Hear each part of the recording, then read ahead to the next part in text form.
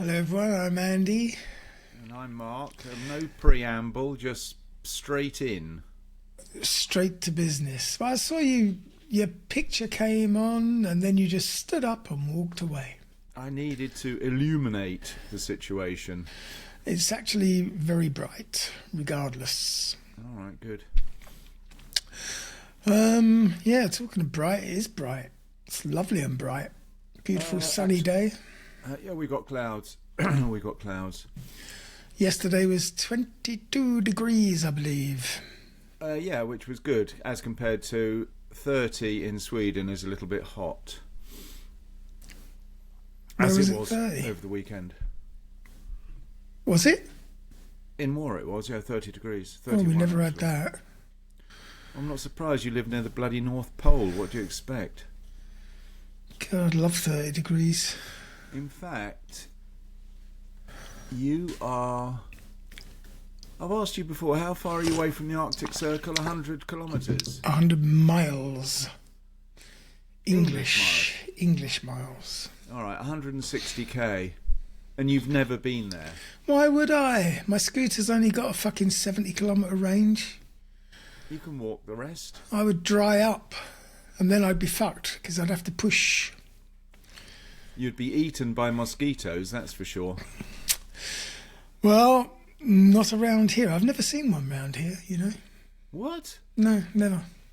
You're joking. In I the just thought it whole was... time I've been in Huelefte, never seen one. How weird. I just assumed everywhere up north was covered in mosquitoes. Yeah, I mean, apparently where I was living in the middle of the forest was supposed to be the mosquito capital of the world. Oh, actually, yes, that was the one time I did see mosquitoes, when Hannah turned on the air conditioning in her room when she stayed at my house. And it basically sucked in 4 million mosquitoes into her bedroom. Nice. And they filled the house. That was when I went out and I bought that fucking mosquito murdering machine. What, the gas one? Yeah, 8,000 crowns. Yeah, yeah. The house was now we're getting to unlivable. I've never seen a mosquito up No, here, but and then you say you've invested 8,000 yes, on a but mosquito. I've sold it since then because I've never needed it. But yeah, up until that day, and since that day, never seen a mosquito. I think they actually lived inside the air conditioning unit. Oh right. They were that just was probably waiting the to come. Yeah. Hannah won't ever do that again in a hurry. No, I'm sure. You know, we were talking last time about that clip on Fox News when they were describing the thousands of people at the Yes. birthday party. I actually saw that clip, and it was just ludicrous. I know. The guy's just lying while showing you the evidence of his But lies. in fact, I think the co-presenter was sort of there sitting in disbelief that he was talking such nonsense. I mean, it's... Yeah. Just one of them needs to turn around and be honest, to scrape back a little bit of dignity from somewhere.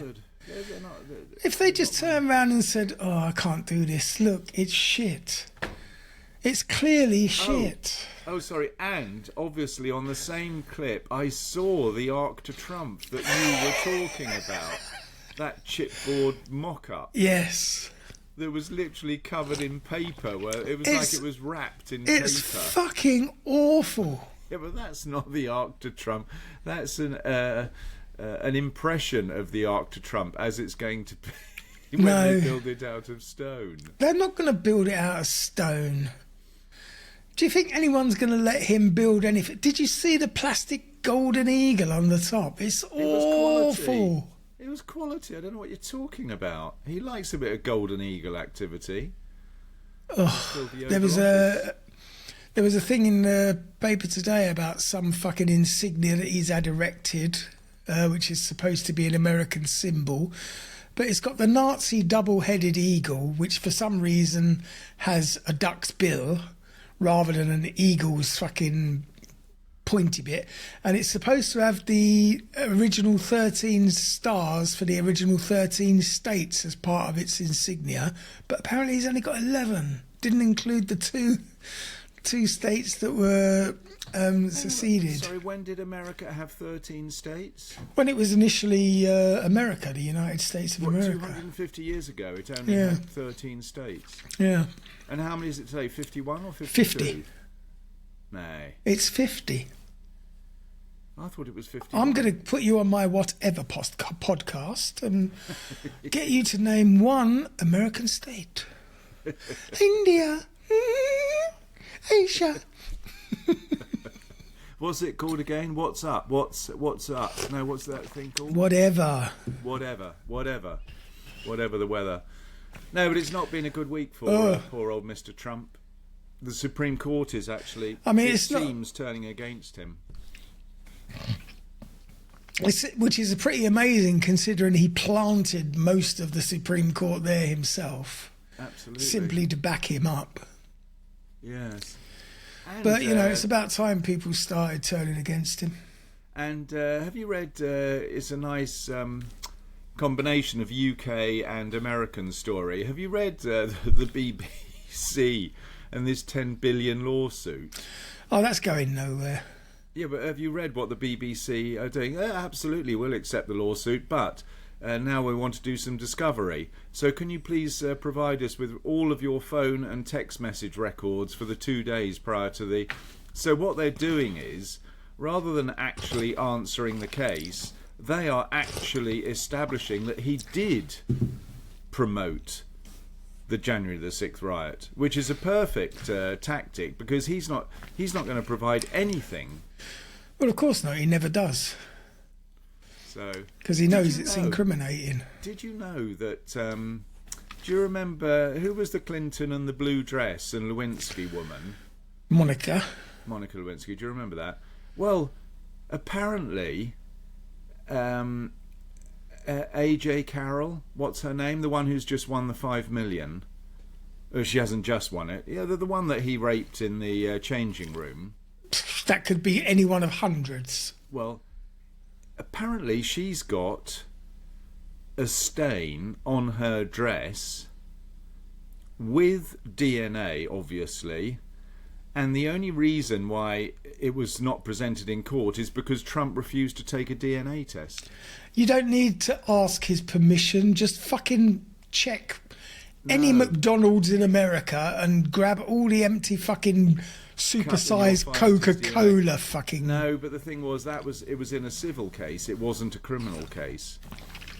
And so they didn't have, presumably, the power to force him to give a DNA sample. The motherfucker is a walking melt. There's bits falling off him all over the place. How hard can it be to get a DNA sample off that?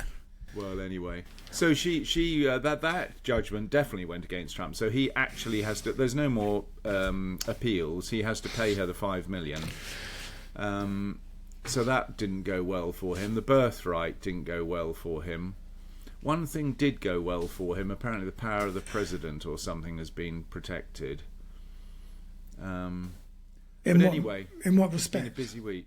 What? In what respect, the power of the president? I don't know, but he was trying to broaden or more clearly define the powers of the president, and that actually went in his favour.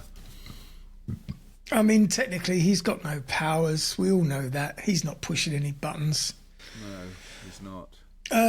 Here's someone who had a really bad week from the Sun. It's a poor woman. I'll open the story up, actually, instead of just reading the headline. Do you know what? I was going to do this in a Welsh accent. Oh, God. And I've opened it up only to discover her name is Bryony. That's not really Welsh, is it? Oh, it's Welsh. Bryony. It's Welsh enough for me. No, but Brian is obviously a Welsh name, but Bryony, it sounds like someone from Texas. Bryony. Oh, Bryony. Right. And her much-loved house in Happisburgh in Norfolk is no more. The 88-year-old widow found herself caught between a rock and a hard place in April, and she had to have the property demolished or wait for it to topple into the sea because of its precarious position. Oh, I see. In the end, the local council made the decision for her, saying it couldn't stand where it was, and they had to rebuild the house along with other properties that were at immediate risk. So it was shocking, but Brian, he said she was used to this sort of thing. But was it a council house that they Yes. had to it was. Oh, well, that was lucky for her. Yes. So the bungalow was basically tottering on the edge of the cliff. Anyway, they rehoused her. And guess what happened to her new house? What happened to her? What, there's more to the story? It fell into the sea. What? Are you joking? I finally managed to buy a new home, and then it happened again. Bloody hell, she must have a love of cliff-top walk. Do you know what? If a house looks as though it's way too cheap, there's a reason. It's obviously perched on the edge of a very precarious, chalky cliff. I think I've asked you this before. Have you ever bought a house? No. Or a flat? No. And have you ever had the desire to own a house or a No. flat or something? No. I've never really had the desire to live in one place for very long. Although I am getting that now because I'm so fed up with moving. I've moved all my life. There was one period of 13 years when I stayed in one apartment. Did you? Yeah. In Crouch End? Where Yes, was it? in Crouch End. Oh, really? Oh, that was a good guess. But that was basically because I was busy within range of that apartment for 13 years. But previous to that, I was all over the place. So I just didn't have roots. So you were managing sex clubs for 13 years, were you? I wouldn't say I was... More to me than that. Oh dear. Yeah. Well, I think this is the longest I've ever been anywhere. Yes, it is actually. This house, I've been here 13, 14 years. It's the longest. Have you? I remember you building it. It didn't seem that long ago. No, it was 2011, 2012 that I started. 2011-21. Yeah, exactly. So, what else is happening in the world other than Bryony? Oh, I mean, obviously it's the sun, so there's not much good. For some reason, we need to know what the England players' girlfriends are rocking in the way of fashion. And in case you weren't sure, we've got some pictures of non-entities and what they're wearing turning up to Wimbledon. You see, you obviously are so out of touch, Andy. Don't you understand that they make TV series about footballers' wives? In fact, I think there is a series called Footballers' Wives. Does a picture of your wife in a pair of denim shorts like millions of other girls on a hot summer's day really warrant a front page of a fucking newspaper? Of course it does, when there's fuck little else off. to do. I don't care how hot your arse is, it ain't that hot. Who was it? I don't think I could name a single England No idea, footballer. and I probably couldn't name her boyfriend either. And it won't be her boyfriend for long. I mean, we all know how these things end up. Why? You think footballers can't have a... He'll be meaningful accused loving of rape relationship? by 3 other women, which he'll settle out of court for. She'll leave with 3 other baby daddies. It's the same old story. You don't even need to make a TV show, just ask me. You are the stereotypical sun reader. I've just described the stereotypical footballer's girlfriend. Exactly. Okay, her name... Oh no, his name is Jude Bellingham. Yeah, who's Jude Bellingham? Sounds like an actor.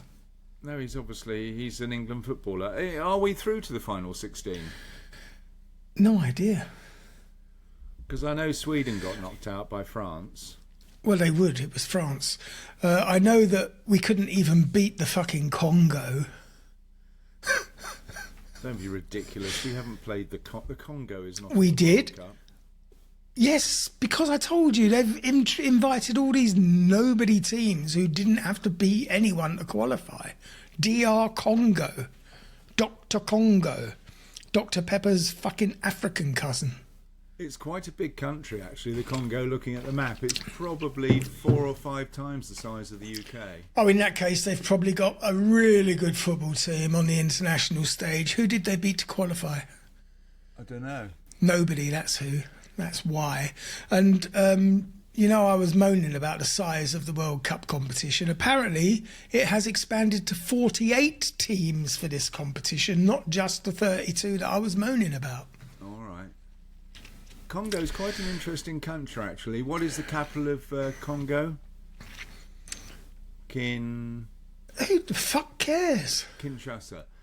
But what is interesting, it's right in the middle of the African continent, and it's got a tiny little slither of land that goes out to the coast.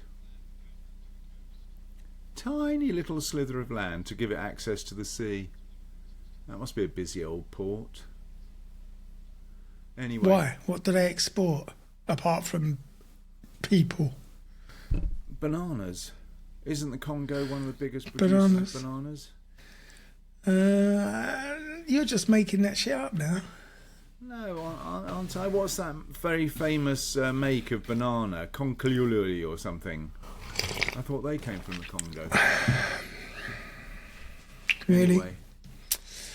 So, Germany were knocked out of the World Cup. And yes. They're usually quite strong contenders. Yes, they were knocked out. And I think Netherlands have gone as well, and they used to do very well in football. England might have it this year. England might be world champions. Please don't just sully my podcast with that bollocks propaganda nonsense. You keep it's never going to happen. When you say my podcast, I'm not slipping. It's not Freudian. England are shit. They've always been shit. They will always be shit. It's nice that is being recorded at 17 minutes into this podcast. It's your podcast. So when we get done for defamation or whatever you get done for... Well, for being a realist... With me, officer. Well, you're under arrest for realism. Freedom of speech. So, anyway, let's have a look at what happened today, July the 1st. In history. Well, I can tell you one thing they were doing. July the 1st, they were probably preparing for the birthday of the USA. 3 days preparation time for a birthday. Well, that's probably 2.5 days more than they spent on this birthday. In 1863, exactly 100 years before I was born, they had the beginning of the Battle of Gettysburg. Oh, yeah, I remember that. Yeah, you were there. And it began in Gettysburg, which is, of course, in Pennsylvania. And the battle, which endured until the 3rd of July, resulted in approximately 23,000 Union and 28,000 Confederate casualties. So 50,000 dead in a 3-day period. 3 days. It was a resounding... I wouldn't call it a resounding victory, actually. It was obviously a trump. That's the best battle ever. Yep. I've never had a battle like that before. Nobody had a battle like this. A resounding victory for the Unions and a turning point in the American Civil War, which ended... actually, it's a bit like the Iran conflict. It hasn't ended, has it? But it allegedly ended for the first time in April of 1865. 2 years later, in 1867, Canada became a country. What was it before? It was the British North American Act which came into effect and created the region of Canada, and it brought together the territories of Upper and Lower Canada, Nova Scotia, for those who were there at the time, and New Brunswick. And it opened the door for other provinces to join. Before that, they were just the top of America. but they became a country in their own right. Lucky for them. Yeah. And in 1898, Theodore Roosevelt charges up San Juan Hill. Why, you would ask? Why? Why was he charging up San Juan Hill? Well, he became a national hero after leading a charge up San Juan Hill in Cuba during the Spanish-American War, in what Roosevelt later called the greatest day of my life. Sorry, the Spanish-American War? Yeah, the Spanish-American War, when did that fucking happen in Cuba? The Americans were repelled in the Bay of Pigs, as far as I remember. I don't even remember that America was at war with the Spanish. Well, hello. In the 211 years of warfare since their 250-year existence started, I'm sure they've included the Spanish in there somewhere. So was it the Spanish sort of in South America area? Well, why do you think they speak Spanish and Portuguese? Well, no, I Mexico, realised that, but I didn't know they were actually went to war Brazil. with these people. They don't speak Spanish in Brazil. I said Spanish and Portuguese. Oh, did you? Sorry, yeah. Now, Operation Crossroads. I remember that. Yes, I was it was singing on the theme Wednesdays and Fridays, I think. That's right. It was a motel, wasn't it? Crossroads Motel. It was a series of American nuclear tests, if you remember Bikini Atoll, and Yes. the volunteer soldiers who sat and watched it and then With their later round died glass of cancer. sunglasses. 1946. After the war is ended, we got all these spare soldiers. Let's just expose them to nuclear radiation. What could possibly go wrong? Fucking hell. Oh, 1961, on this day, Ah, yes. our beloved Princess Diana was born. Was she? What? Yes. Princess Diana was the same age as me. How old did you think she was? Christ, I always assumed she was much younger than me. She I was suppose not, born. because Prince Charles is in his 70s, so yeah. She was born in Sardinian, England, and she famously married, of course, and divorced Prince Charles, with whom she had 2 kids, William and Harry. She was born in Sandringham? Yes, Well, that's a royal estate. yes. Her father was a member of the royal household in some respects. All right. That's why she was Lady Diana. Anyway, she also is famously known for being a little bit of a naughty girl with half the English rugby team, her private personal protection squad, and anyone who had a car, a gun, or 15 minutes to spare. That's a bit of a besmirch. You can't really talk about someone who can't defend themselves. It's pretty true, though. Why'd you say that? Well, she was a little bit of a harlot, wasn't she? I don't think that's a reasonable description of Lady Di, Andy. Oh, no, because Because she had relationships with other people when her husband had been pumping, what's her name? so many other people. Camilla. So I won't many stand other for that. people. Oh, did you cry when she died? I think she had a relationship with 4 other men after Charles. Oh, please. It was Will a soldier Carling. fellow. Will Carling, several Yeah. soldiers, Well, we don't know that. Her That personal- one soldier. her personal Reckon. private detectives, more than Yes. one. No. Yes. All you had to do was be assigned to her, and it was part. It was. I wouldn't call it a perk of the job, but it was part of the job. Did she reject you at some stage? Did she walk No, into one of your I clubs at rejected some stage, her. Andy? Get off. Go I said, away. "Go away, you lanky cow. I like 'em petite, mate." Anyway, 1981, the so-called Wonderland murders took place at a well-known drug house in Wonderland Avenue in California. And what happened was movers next door heard moans coming from this house, and police uncovered a crime scene splattered with blood and the bodies of 4 people. Barbara Butterfly Richardson, Joe Willer, Billy Deverell and Ron Lunius. Police suspected that a rival drug dealer, Eddie Nash, and a former pornographic actor, Big John Holmes, had plotted the murders, but both men were actually acquitted at trial.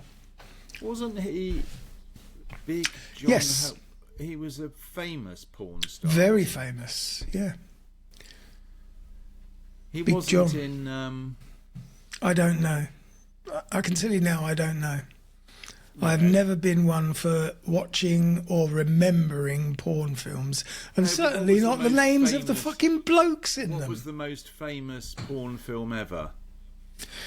That was that Linda Lovelace one, wasn't Exactly, thank you. Deep Throat. it? Deep Was Throat. he in that? No, he was not. Oh. Ah, That was you soft see? porn. Ah, you see? That was soft porn. No, And you I haven't knew seen that straight either. away. You're a bit of a fan, Andy. I can tell because you knew he wasn't in that one. Yeah, Ah, I was you see, watching a it bit out for his reverse- dick, yeah. reverse That's not Big psychology. John. That's Little John. What a load of rubbish. I didn't pay good money to see Little John.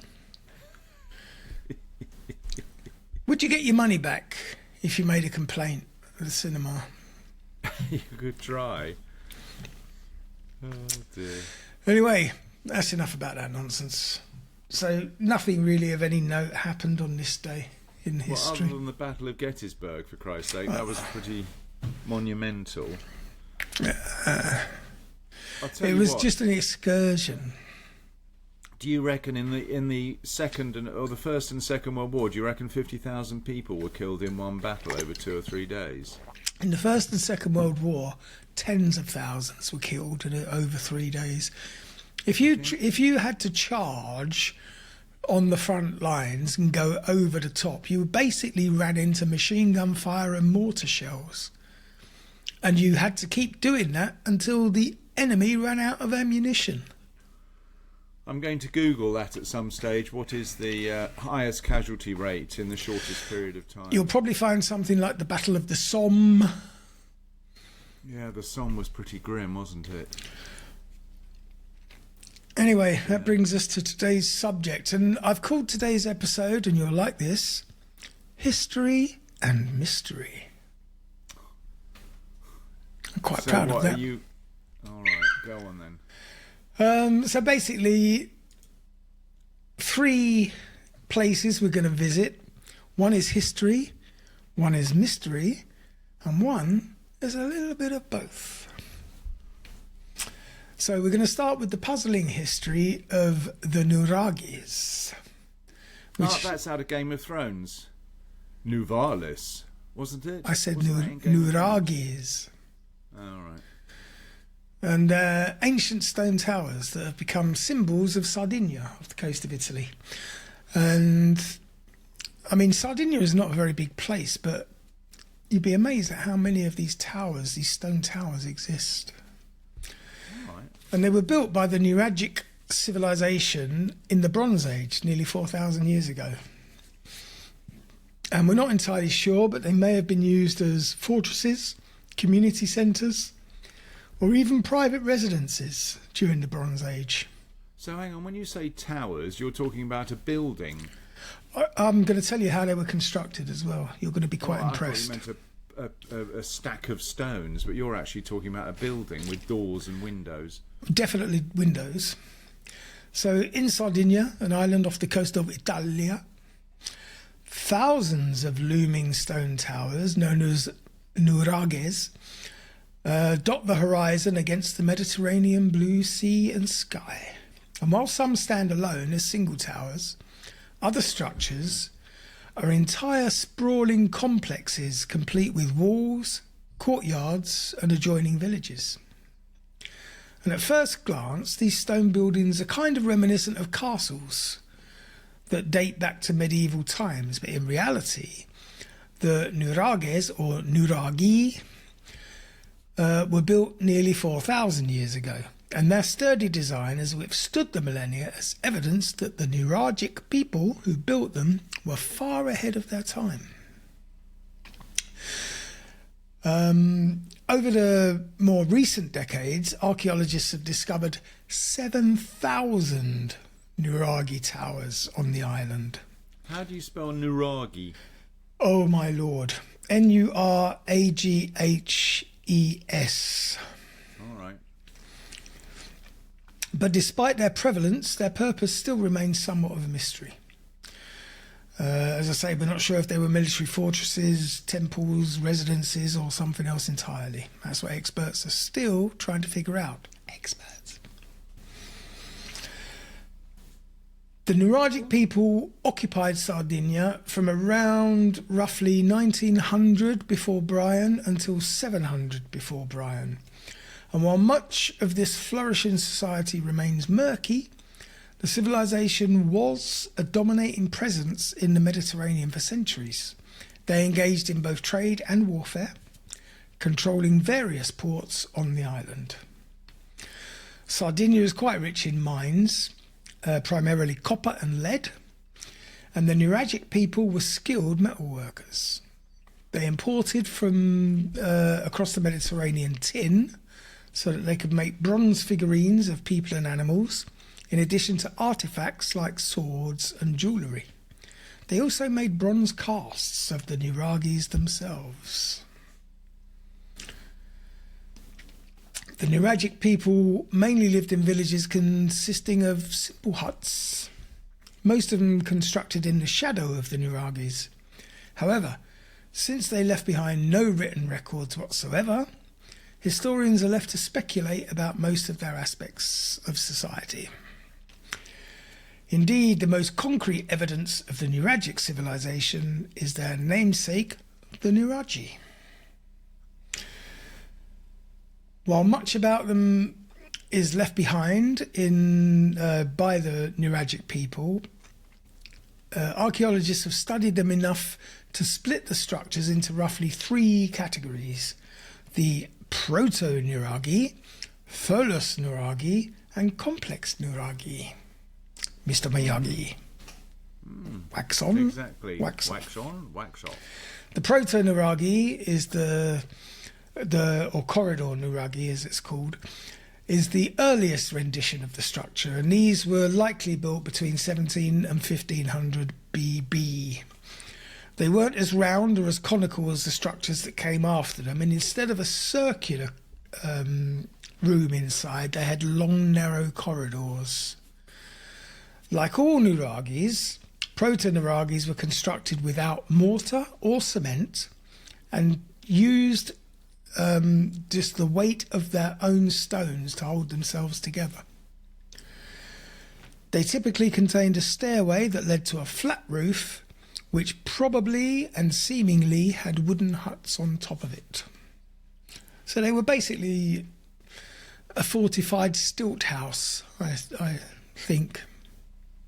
So, I wonder what a house in England looked like in 2000 BC or 1900 BC. A straw hut covered in shit with a cow living downstairs. Well, that was probably about right, wasn't it? Mm. I wonder why Sardinia, being an island... Well, it's quite interesting, isn't it?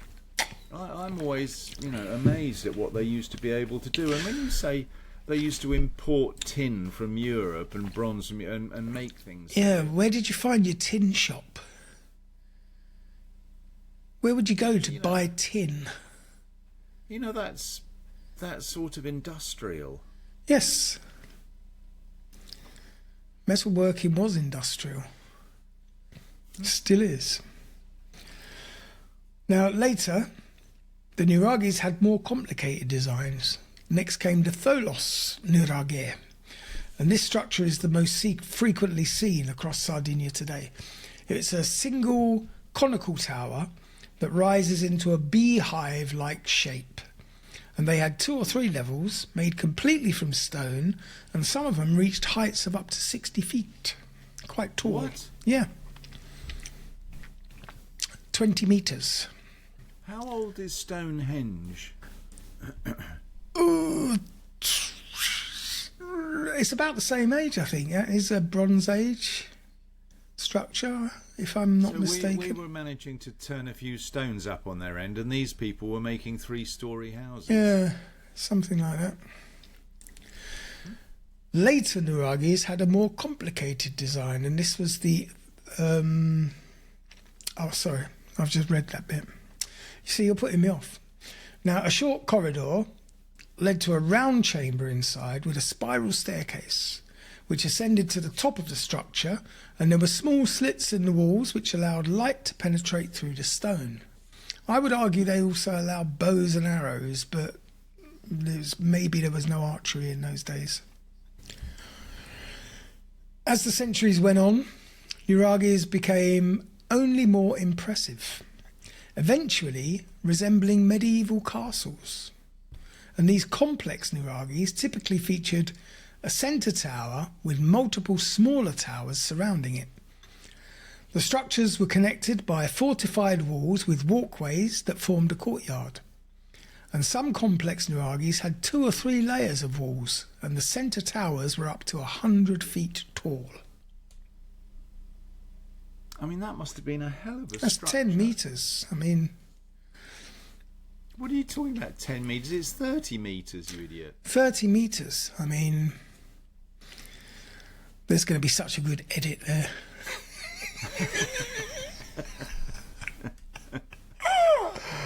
Oh dear. Now, one such Nuraghi, which is called Sudaraksi Oi Borumini, was named a UNESCO World Heritage Site in 1997. UNESCO, experts in heritage, calls it the finest and most complete example of this remarkable form of prehistoric architecture. Why do they have speech impediments, these people who work for UNESCO? Well, they're the only ones who would give them a job.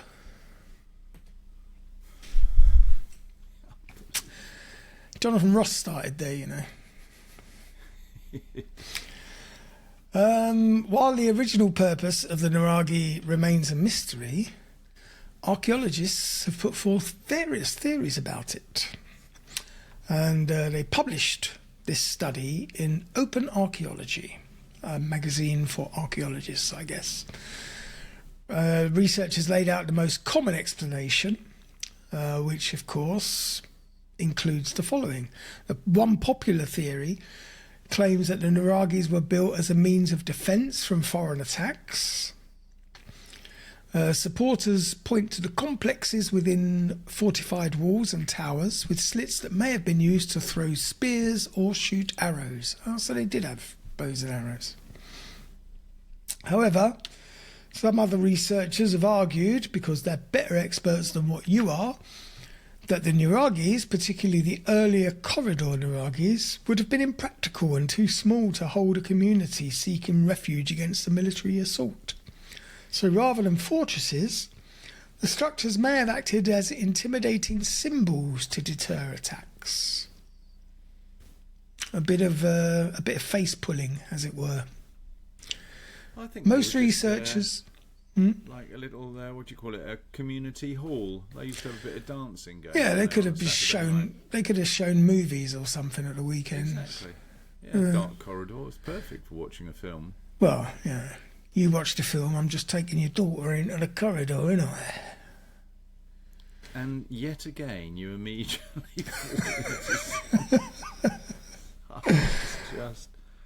Most researchers do agree, however, that the Nuraghis were used as lookout towers, which is more likely considering it's an island, and likely stored food or weapons. It's usually possible to see one Nuraghi from atop another, so they could have been a form of communication across the island as well, as watchtowers or even markers for the boundaries of a clan's territory.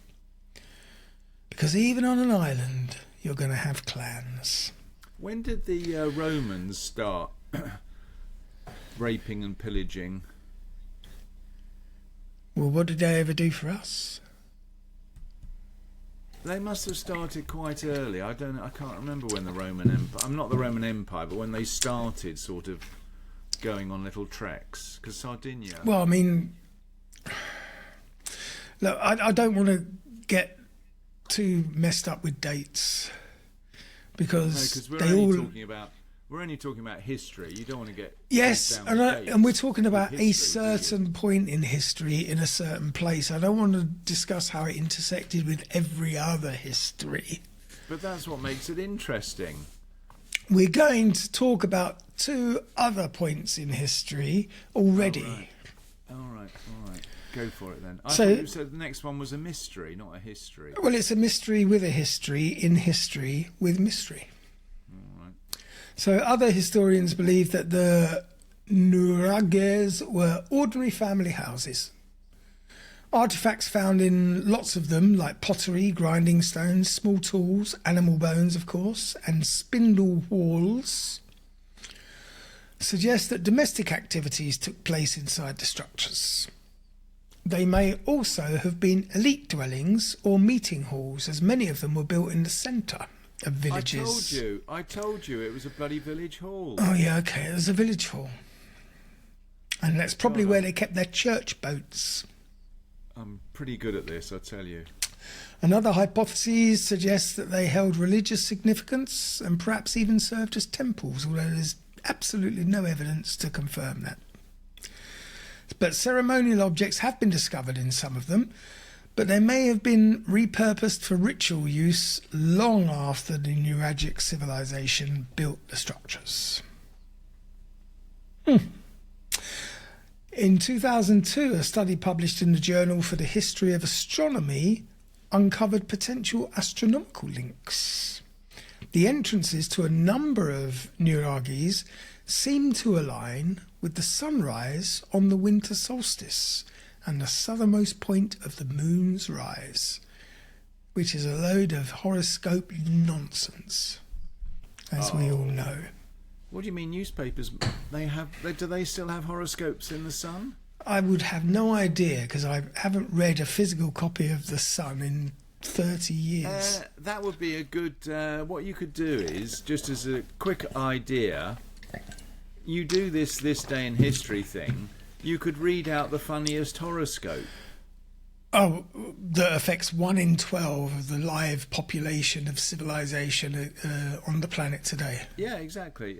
How accurate would that be? You're going to have a shitty day. I would. And then we can compare notes, Andy.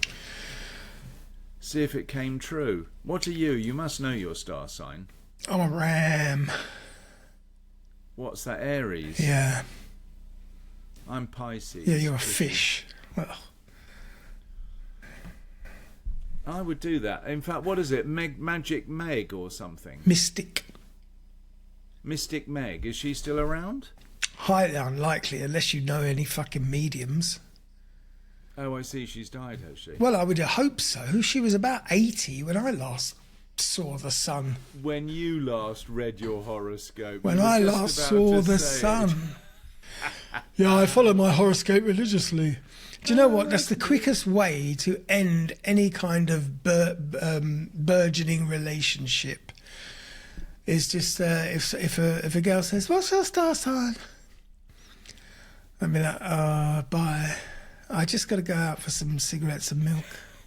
You know, when you talk about these things, Andy, the thing that jumps into my mind is, when was it you had a burgeoning relationship last? It was probably back in the 70s. Well, I was never one for relationships. I was more your one-night stand.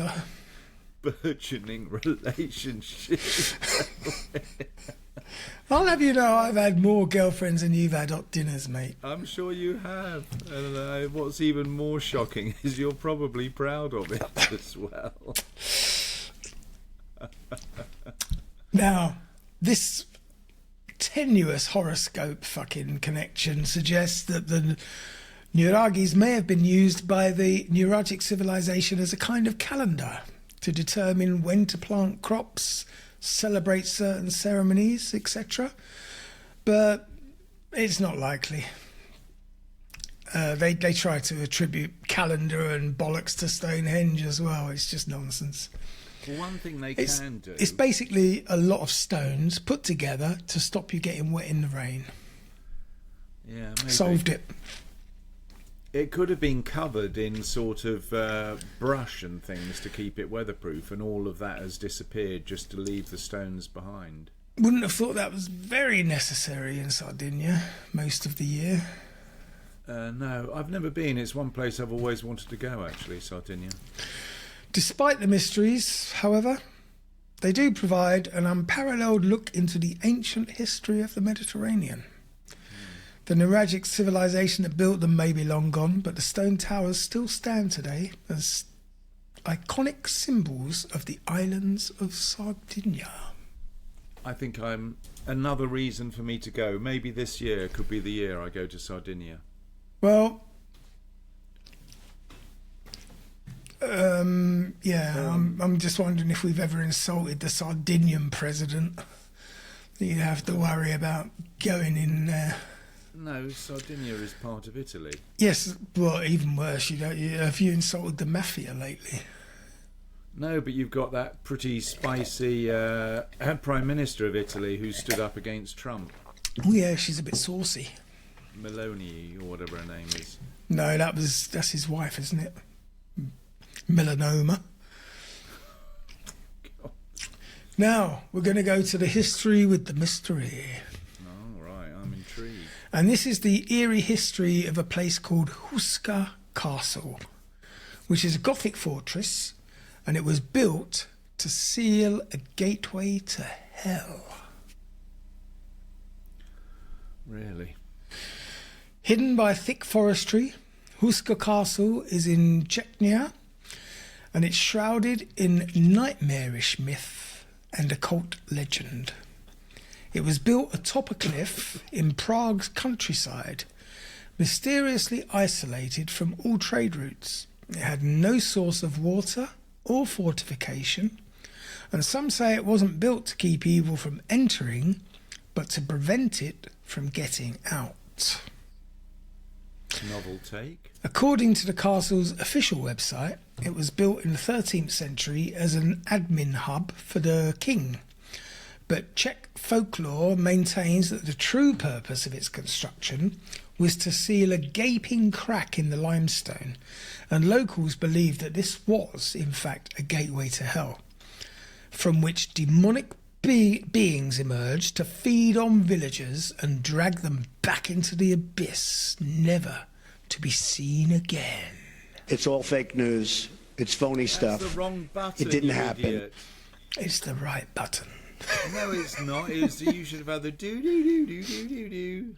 Yeah, but this is bollocks, isn't it? What do you mean? You think this is bollocks compared to some of the stories you've had in the past? I mean, the episode we did for our Patreons on Wednesday, after that, nothing. I would have thought you'd love a story about filling a crack. Now who's the fucking lowest common denominator? Now, legend has it that prisoners who were facing the gallows were offered full pardons, but only if they agreed to be lowered into the bottomless hole and report on what they saw. Now, this is where it gets interesting, because the first man to do so was young and healthy, and he happily accepted. Within seconds, however, he cried to be raised up, and when he was pulled from the chasm, his hair had turned white. What? What had happened to him? That's more like it, thank you. Now, it doesn't tell you what happened to him, because he was obviously insane as well. He was gibbering and crying, and he'd wet his pants, and he wrote into Reddit about how he'd shit himself in the abyss. Now, the castle's eerie history doesn't stop there, though. Nazi experiments took place within its walls during World War II. Some say the Wehrmacht occupied the castle precisely to investigate whether or not the gateway to hell was real, because they had plans. As feverish occultism consumed its higher ranks, and they were looking to employ the devil to help them win their war. Today, Huska Castle remains, get this is original, one of the most haunted places on Earth. We should start a list of the most haunted places on Earth. I haven't got enough paper. Now, while Huska Castle obviously now welcomes countless tourists from around the world, the limestone cliff on which it sits has drawn people in since antiquity.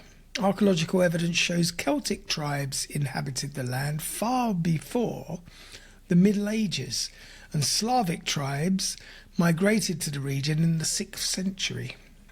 Celtic is British Isles? Yes, Scottish Welsh. Kilt-wearing sheepshaggers, don't you know?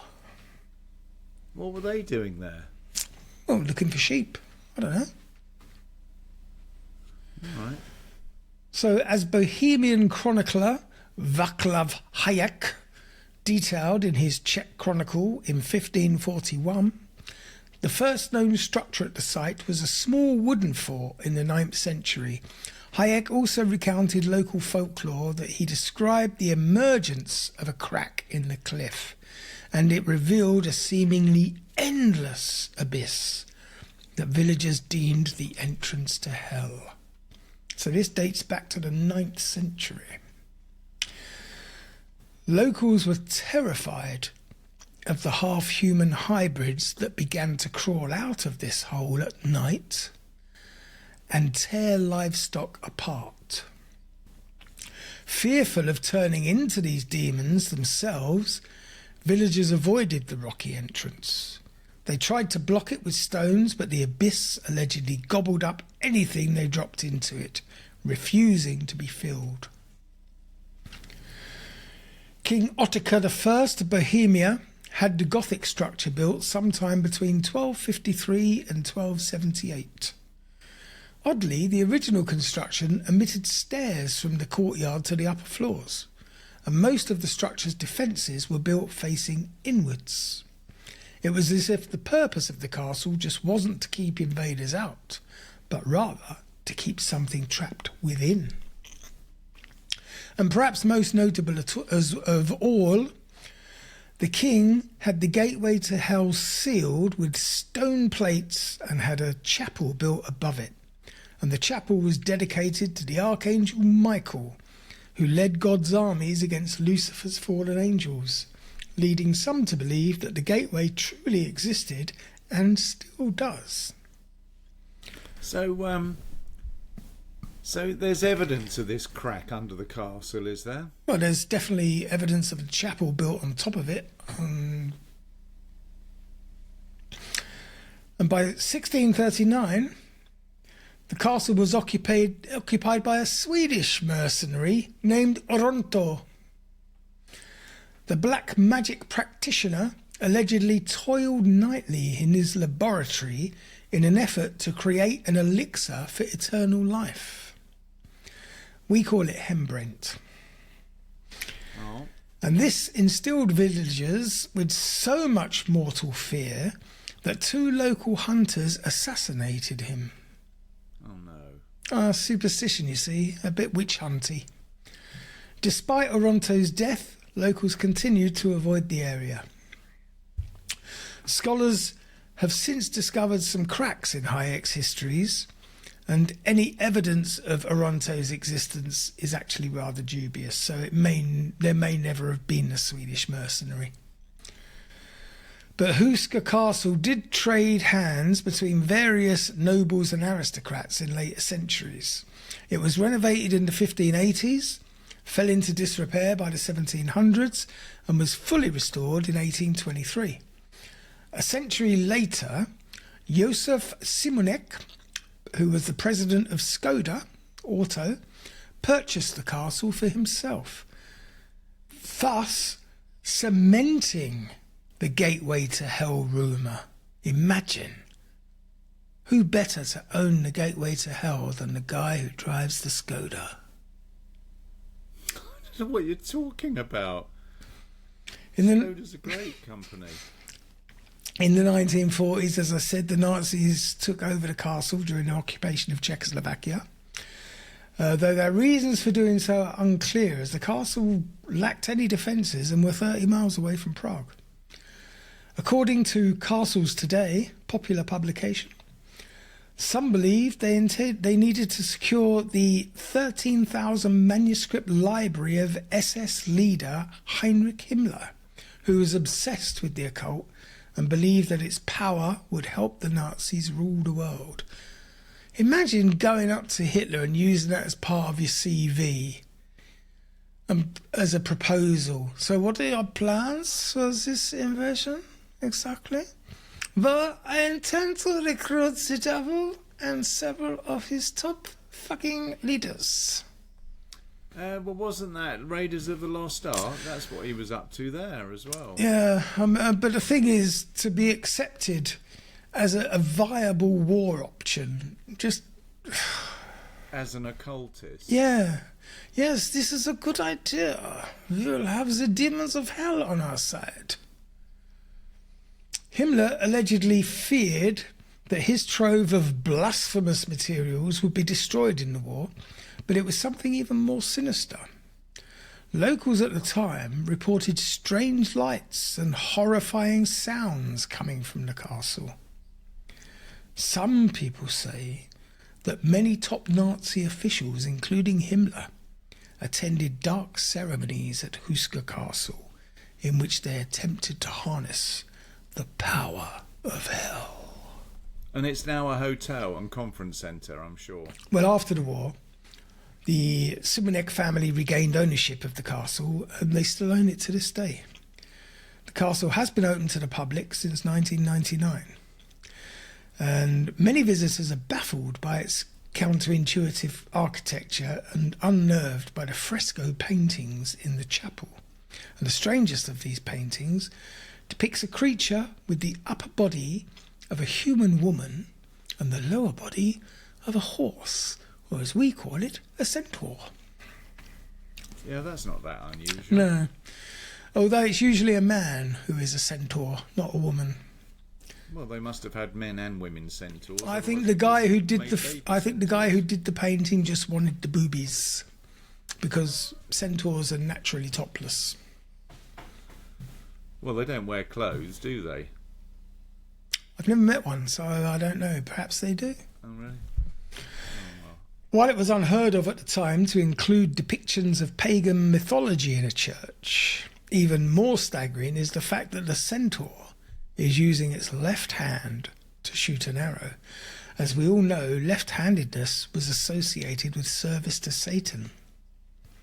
Was it? In the Middle Ages, yeah. If you were left, they would physically make you use your right hand. Even in the 1960s, in my schools, they would force you to use your right hand if you were left-handed. No. Yes. In the 60s? Yes. You were not... It was a mark of the devil. Well, I went to a bloody religious school. I don't remember that. Mm. Thou shalt not write with the left hand. Thou shalt wank with the left hand. Oh dear. Middle Ages historians believe that the painting is a hint to the creatures that live beneath the church. Indeed, to this day, visitors claim to hear screams and scratching noises from beneath the chapel floor.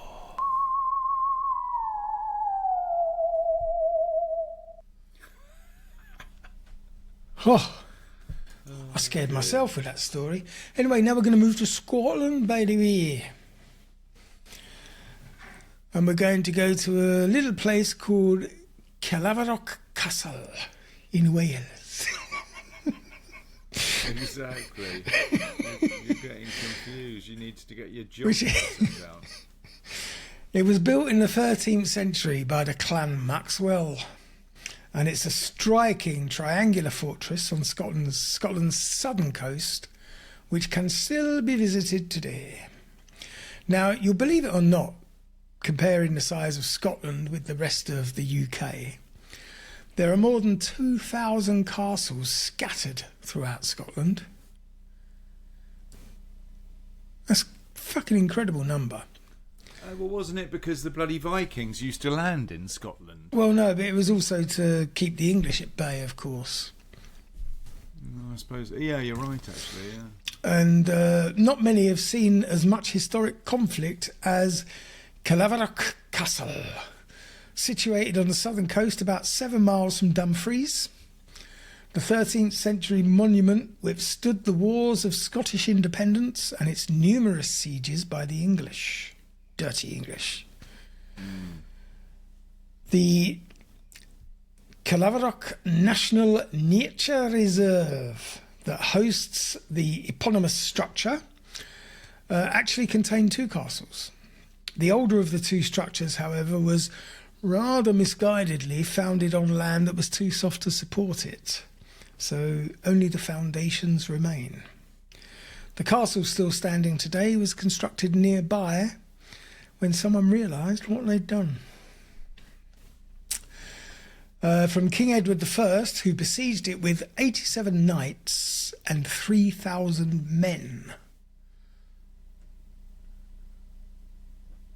What, are you waiting for a response? 87 knights, 3,000 men? Yeah. So from King Edward I, who besieged it with 87 knights and 3,000 men, to the essential modern-day nature reserve for birds that it is today. The walls of the castle contain a wealth of fascinating history. I wish it was called something else other than Kelavrock. It's Common Brittonic, an Old Celtic language spoken of the 6th century with the initial Care, meaning enclosed defensible site, and Laverock, assumed to have been a personal name. Caer Laverock. And the Arthurian legend of Merlin was birthed within the walls of an older castle that's only a stone's throw away. As the story goes, King Gwendolew... I should have read this properly before I decided to do this.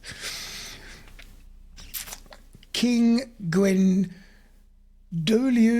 ap Sidio's death in 573 AD led his bard Myrddin Wyllit to lose his mind and hermit himself away in the woods, with the name of Myrddin evolving into Merlin over time. Caerlaverock's castle's history extends far beyond mere myth, however. It was in 1220 that Sir John de Maxwell, which later evolved to Maxwell, was granted the land by Alexander I of Scotland as newfound Warden of the West March, and Maxwell began construction on a castle 656 feet from the structure seen today. The structural integrity of that castle failed, as we know, so Caerlaverock Castle was built instead, where it still stands. In the 1260s, Sir John Maxwell's brother and heir, Sir Aymer Maxwell, began construction, which concluded in the 1270s. It's actually still fairly well, quite a lot of it left. It's quite impressive. The Maxwell family's stronghold was first jeopardised in 1299 when the castle's garrison attacked the English-held Lochmaben Castle nearby. Retribution followed the very next year, with King Edward I marching to Caerlaverock with 87 knights and 3,000 men, led by Sir Eustace Maxwell, or Useless Eustace, as Eddie used to jibe him. The defence was triumphant. To this day, Historic Environment Scotland creates reenactments of this siege, which ended with the English keeping the castle until 1312. Although it was returned to Sir Eustace Maxwell, another siege followed, and the castle continued to change hands from English to Scots and then back to the Maxwells. Ultimately, it survived the wars of Scottish independence and remained in the family well into the 1600s. And Caerlaverock Castle had withstood 400 years of warfare and countless sieges. In 1643, Robert Maxwell, no, not that one, converted it into a place of lodging. Nonetheless, a rebel Presbyterian group of Scotsmen called Covenanters besieged it in 1640. With the southern wall and the tower destroyed over the course of that 13-week siege, Caerlaverock Castle was abandoned and stripped of its valuables. Its partial destruction is still evident today, with any further bloodshed at the site fortunately having ended in the 1600s. Visiting the castle today presumably results in quiet reflection of the historical strife it weathered across the centuries. And while the fortress is currently closed for visitors, guests can still marvel at the remaining towers, walls and moat before wandering around the expansive reserve that the castle sits in. We might as well do this. And now, a word from our sponsors. Admission for adults is rather inexpensive at £8.50.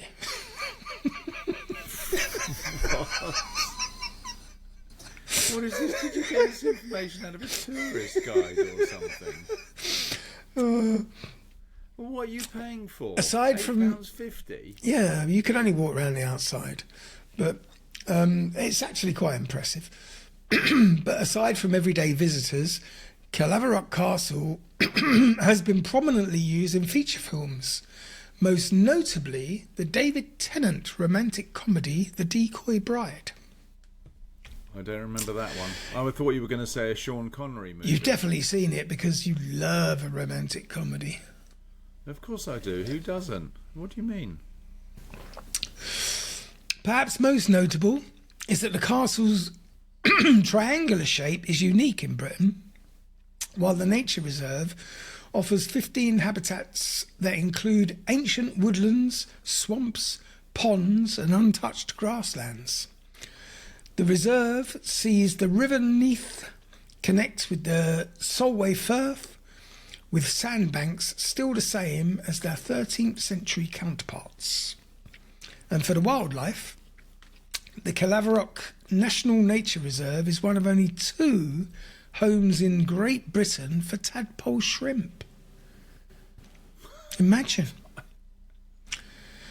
With barnacle geese waddling around for 3 seasons of the year and natterjack toads jumping around nearby, the site is a true haven for those seeking some solace with a dash of history, and also for witches who need to get some frogs, warts, eye of newt, etc. Are you reading this from a tourist guide? It feels like I am. I'm giving up slowly inside. I'm dying. Fortunately, the site has been listed as an historic landmark since 1946 and thus is finally protected for good. As is my sanity, because that brings us to the end of this episode of Strange Stuff Podcast with a bit of history and a bit of mystery. No, you haven't told us if there's picnic facilities and toilets for the disabled. There is disabled parking.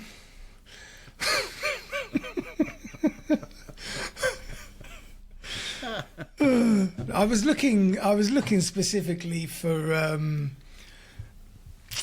basically the middle one, the demonic gate to hell guard kind of stories, but they're very, really hard to find. That's why I thought we'd do a bit of history and a bit of mystery. All right. Yeah, well, it was a good combo. The first 2 stories were quite interesting, and the third was just ridiculous. Yeah, trust Scotland to let us down at the end. Exactly. Thanks, Scotland. Do we have to include paid promotions included in this episode or something? Yeah. Apart from the fact they're not paid, of course. Beware the adverts. Exactly. Anyway, hope you enjoyed that tour of Sardinia, Prague, and the other place, Scotland. Yeah, Scotland. Yeah, I'm off to Sardinia, I've decided. Yeah, I actually fancy the Prague Gate to Hell.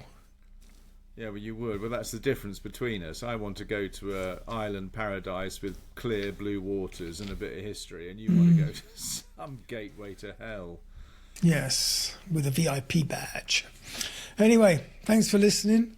Hope you all enjoyed it. I hope I'm still sad for the people who aren't Patreons that they missed our Wednesday episode, because that was fabulous.